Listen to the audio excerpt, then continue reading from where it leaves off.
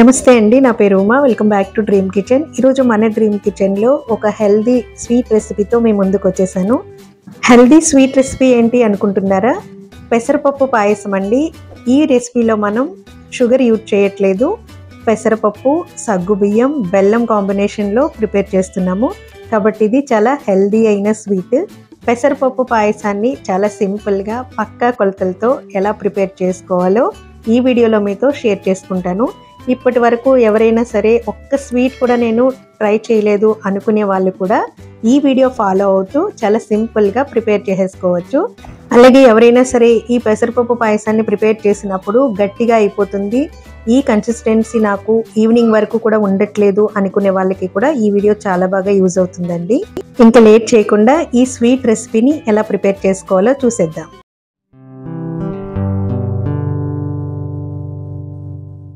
ముందుగా స్టవ్ వెలిగించుకుని కడాయి పెట్టుకుని పెసరపప్పుని వేసుకోవాలి. ఇక్కడ నేను 1 గ్లాసు పెసరపప్పుని తీసుకున్నానండి. ఇలా కలుపుకుంటూ మనం పెసరపప్పు పచ్చివాసన పోయి దోరగా వేగే వరకు, అంటే మనకి వేగేటప్పుడు మంచి స్మెల్ వస్తుందండి. ఇలా మనం పెసరపప్పుని వేయించుకుని కుక్కర్లో పెసరపప్పుని వేసుకుని నీళ్లు పోసుకుని 2-3 సార్లు శుభ్రంగా కడుక్కున్న తర్వాత సరిపడా వాటర్ని యాడ్ చేసుకుని పెసరపప్పుని ఉడకబెట్టుకోవాలి. వాటర్ క్వాంటిటీ వచ్చేసి 1 గ్లాసు పెసరపప్పుకి 2 గ్లాసులు వాటర్ వేస్తే సరిపోతుంది. అలాగే ఒక 1/2 టేబుల్ స్పూన్ పసుపు కూడా కలర్ కోసం యాడ్ చేసుకుని ఒకసారి బాగా మిక్స్ చేసుకుని మూత పెట్టేసుకుని 2 విజిల్స్ వచ్చే వరకు ఉడికించుకోవాలి. ఇలా ఉడికిన పప్పుని పక్కన పెట్టేసుకుని స్టవ్ వెలిగించుకుని గిన్నె పెట్టుకుని బెల్లం వేసుకోవాలి. బెల్లం క్వాంటిటీ 1 గ్లాసు పెసరపప్పుకి 2 గ్లాసులు బెల్లం వేసుకోవాలి. నేను కరెక్ట్గా స్వీట్ తీసుకుంటున్నానండి. కొంచెం స్వీట్ తక్కువ తినే వాళ్ళు కొంచెం తగ్గించుకోవచ్చు. ఇలా కలుపుకుంటూ బెల్లంని కరిగించుకోవాలి. పాకం పట్టవలసిన అవసరం లేదండి. బెల్లం మొత్తం కరిగిపోయి ఒక పొంగు వచ్చినప్పుడు స్టవ్ ఆఫ్ చేసేసుకుని పక్కన పెట్టేసుకోవాలి. చూసారు కదా, ఇలా ఉంటే సరిపోతుంది. తర్వాత స్టవ్ వెలిగించుకుని పాన్ పెట్టుకుని 2 నుంచి 2.5 గ్లాసులు వాటర్ యాడ్ చేసుకుని ఒక 10 నిమిషాలు నానబెట్టుకున్న సగ్గు బియ్యంని యాడ్ చేసుకోవాలి. సగ్గుబియ్యం క్వాంటిటీ 1 కప్పు పెసరపప్పుకి 3/4 కప్పు సగ్గుబియ్యం యాడ్ చేసుకోవాలి. ఈ సగ్గుబియ్యం ఎక్కువసేపు నానబెడితే త్వరగా ఉడికిపోతాయి. చూసారు కదా, ఇలా ట్రాన్స్పరెంట్ కలర్ వచ్చింది అంటే సగ్గుబియ్యం ఉడికిపోయినట్లే. ఇప్పుడు ముందుగా మనం ఉడకబెట్టి పెట్టుకున్న పెసరపప్పుని యాడ్ చేసుకుని బాగా మిక్స్ చేసుకోవాలి. పెసరపప్పు మరీ మెత్తగా కాకుండా కొంచెం పలుకుండేలాగా మనం ఉడకబెట్టుకుంటే పాయసం తినేటప్పుడు పంటికి తగిలి భలే టేస్ట్ ఉంటుందండి. మరీ మెత్తగా మాత్రం ఉడకబెట్టుకోకండి, ఇది మాత్రం గుర్తుపెట్టుకోండి. ఇలా మొత్తం బాగా మిక్స్ చేసుకున్న తర్వాత ముందుగా మనం కరిగించుకున్న బెల్లంని యాడ్ చేసుకోవాలి. బెల్లంలో నలకలు ఉంటాయి కాబట్టి వడకట్టుకుని వేసుకోండి.